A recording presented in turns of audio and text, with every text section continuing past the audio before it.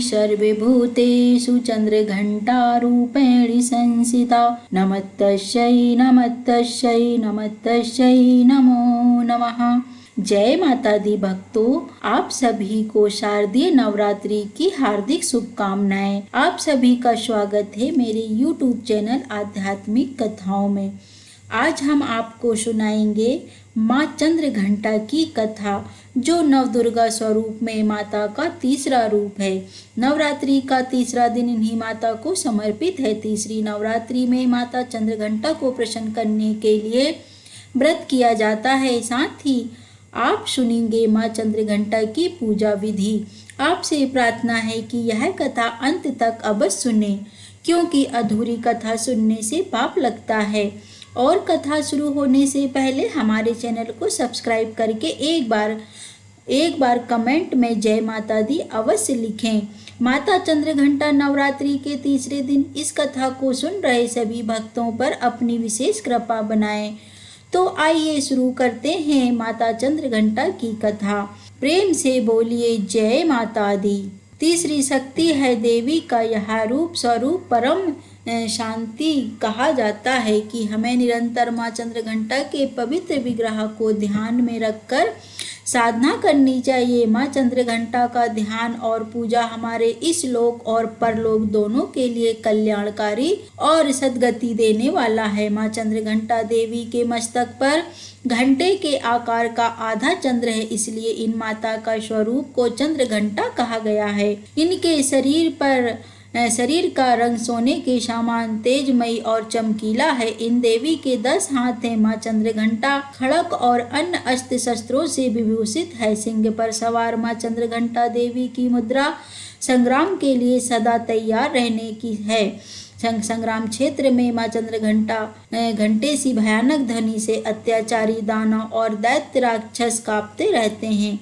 माँ चंद्रघंटा की कृपा से भक्त को अलौकिक वस्तुओं के दर्शन होते हैं, दिव्य सुगंधि का अनुभव होता है और कई तरह की ध्वनियाँ भी सुनाई देने लगती हैं। इन क्षणों में ऐसे भक्तों को बहुत ही सावधान रहना चाहिए। माँ चंद्रघंटा की आराधना से भक्तों में वीरता, निर्भयता के साथ सौम्यता और विनम्रता का विकास होता है। इसलिए हमें चाहिए कि मन वचन कर्म के साथ विधि विधान के अनुसार परिशुद्ध पवित्र मन से नवरात्रि के तीसरे दिन माँ चंद्रघंटा का शरणागत होकर उनकी उपासना आराधना करें। इससे सारे कष्टों से मुक्ति होकर जो परम पद के अधिकारी बन सकते हैं। इतनी कल्याणकारी है देवी चंद्रघंटा। माँ चंद्रघंटा की कथा के अनुसार एक बार स्वर्ग पर राक्षसों का उपद्रव बढ़ने पर दुर्गा मैया ने चंद्रघंटा माता का स्वरूप धारण किया था। महिषासुर दैत्य ने सभी देवताओं को परेशान कर दिया था। महिषासुर देव इंद्र का सिंहासन प्राप्त करना चाहता था। वो स्वर्ग लोक पर राज करने की इच्छा पूरी करने के लिए ही देवताओं से लगातार संग्राम कर रहा था। जब देवताओं को महिषासुर की इस देवराज इंद्र बनने की भयंकर इच्छा के बारे में पता चला तो वे सब परेशान हो गए। जब महिषासुर के कहर सहन की क्षमता से बाहर हो गए और सारे देवताओं ने महिषासुर की शक्ति के आगे घुटने टेक दिए तो सभी देवता भगवान ब्रह्मा, विष्णु और महेश यानी भगवान भोलेनाथ के पास जा पहुँचे। सभी देवताओं ने खुद पर आई इस विपदा का वर्णन त्रिदेव से किया और उनसे रक्षा की मदद मांगी। देवताओं की यह प्रार्थना और असुरों का अत्याचार देखकर त्रिदेव को भी बहुत क्रोध आया। तब त्रिदेव यानी ब्रह्मा जी, श्री हरि, विष्णु जी और शिव शंकर भगवान के क्रोध के से एक ऊर्जा निकली। इसी ऊर्जा से माता चंद्रघंटा देवी अवतरित हुई। माता चंद्रघंटा के अवतरित होने पर सभी देवताओं ने माता चंद्रघंटा को उपहार दिए। चंद्रघंटा को भगवान शिव ने अपना त्रिशूल दे दिया। श्री हरि विष्णु ने चंद्रघंटा देवी को अपना सुदर्शन चक्र दे दिया और सूर्य देव ने माँ चंद्रघंटा को अपना तेज तलवार सिंह प्रदान किया। इसके बाद स्वर्ग के राजा और देवताओं के मुखिया देवराज इंद्र ने अपना घंटा माता चंद्रघंटा को भेंट के रूप में दिया।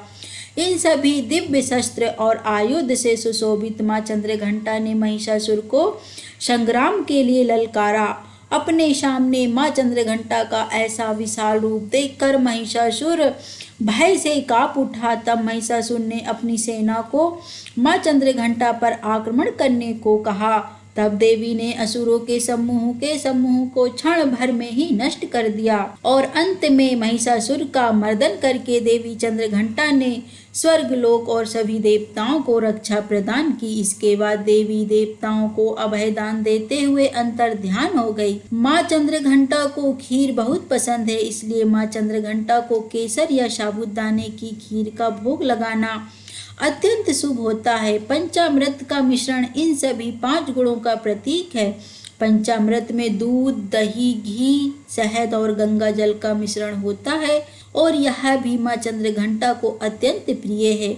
यह मिश्रण 5 पवित्र पदार्थों से बना होता है, जिनमें प्रत्येक पदार्थ का अपना महत्व है। दूध को शुद्धता और पोषण का तत्व प्रतीक माना जाता है, इसलिए आप माँ चंद्रघंटा को कच्चा दूध भी चढ़ा सकते हैं। देवी को दही भी अत्यंत प्रिय है, अतः आप दही को सादा या फलों के साथ मिलाकर भी माँ चंद्रघंटा को उसका भोग लगा सकते हैं। माँ चंद्रघंटा के नाम का अर्थ है वो जिनके पास घंटे के आकार का आधा चांद है। उनकी तीसरी आंख हमेशा खुली रहती है, जो बुराई के खिलाफ लड़ाई के लिए उनकी निरंतर तत्परता को दर्शाती है।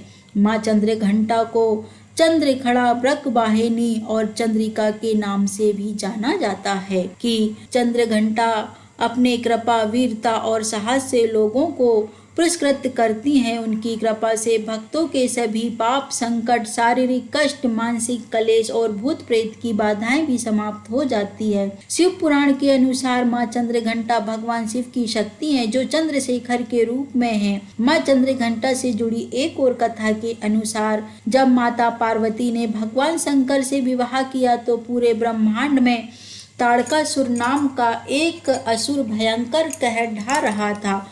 उसने जतुकासर नामक एक राक्षस भी नियुक्त किया था।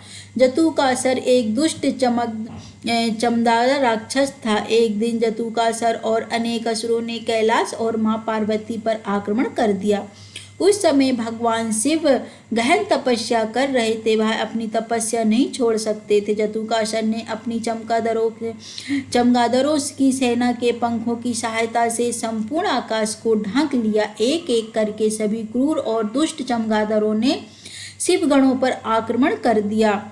इससे पार्वती भयभीत हो गई। इन चमगादड़ों ने उत्पात मचा रखा था और कैलाश क्षेत्र को नष्ट करना शुरू कर दिया था। इससे माता पार्वती क्रोधित हुई। उन्होंने नंदी को सहायता के लिए बुलाया, लेकिन नंदी नहीं दिखाई दिए। तब भगवान शिव ने माँ पार्वती को उनके आदिशक्ति रूप की याद दिलाई। तब माँ पार्वती अंधेरे में बाहर आई। उन्हें मुश्किल से कुछ दिखाई दे रहा था। इस पर काबू पाने के लिए उन्हें चांद की रोशनी की जरूरत थी। तब माँ पार्वती ने चंद्रदेव से मदद मांगी और उन्होंने संग्राम के मैदान को रोशन करके माँ पार्वती का साथ दिया। पार्वती जी ने पूरे संग्राम के दौरान चंद्रदेव को अर्ध चंद्र के रूप में अपने सिर पर पहना था। पार्वती माँ को मंदारनी में चमगादड़ों से लड़ने में सक्षम साथियों की आवश्यकता थी। तब भेड़ियों का एक विशाल झुंड माँ पार्वती की सहायता के लिए आया। भेड़ियों ने चमगादड़ पर हमला कर दिया और माँ पार्वती ने जटासुर के से संग्राम किया। एक लंबी संग्राम की अवधि के बाद पार्वती जी को पता चला कि शैतान जटासुर आकाश में उड़ रहे चमगादड़ों से शक्ति प्राप्त करके सक्रिय होता है। इसलिए पार्वती जी संग्राम में मैदान में एक घंटा लेकर आई और इसे जोर से बजाया तो चमगादड़ उड़ गए। तब भेड़ियों में से एक ने जटासुर पर छलांग लगा दी। वो जमीन पर गिरने पर लगा। तब एक हाथ में कटार और दूसरे हाथ में घंटा, माथे पर चंद्रमा और भेड़ियों पर बैठी पार्वती के इस भया पर कल्याण को ब्रह्मदेव ने चंद्रघंटा देवी का नाम दिया था। बाद में भगवान शिव शंकर ने मां पार्वती से कहा कि यह लीला किसी भी व्यक्ति को उसके जीवन की किसी भी चुनौती और बाधाओं के डर को दूर करने का साहस प्रदान करेगी।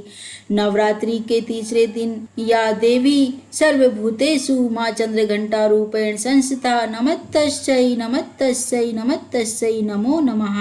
देवी चंद्रघंटा नमः, ह्रीं श्री अंबिका नमः, इन मंत्रों से मां चंद्रघंटा की पूजा आपको अवश्य ही करनी चाहिए। आइए अब सुनते हैं माता चंद्रघंटा की आरती, जिसे सुने बिना माता चंद्रघंटा के व्रत की कथा पूरी नहीं मानी जाती। जय माँ चंद्रघंटा सुख धाम पूरण की, जो मेरे काम चंद्र समान तुम शीतल दाती, चंद्र तेज किरणों में समाती, क्रोध को शांत करने वाली, मीठे बोल सिखाने वाली, मन के मालक मन भाती हो, चंद्रघंटा तुम बरदाती हो, सुंदर भाव को लाने ही हर संकट से बचाने वाली, हर बुधवार जो तुझको धये, श्रद्धा सहित जो विनय सुनाए, मूर्ति चंद्र आकार बनाए, सन्मुख घी की ज्योति जगाए, शीश झुका कहे मन की बाता, पूर्ण आस करो जग की दाता, कांजीपुरम तुम्हारा कर्नाटका में मान तुम्हारा, नाम तेरा रट्टू मैं महारानी,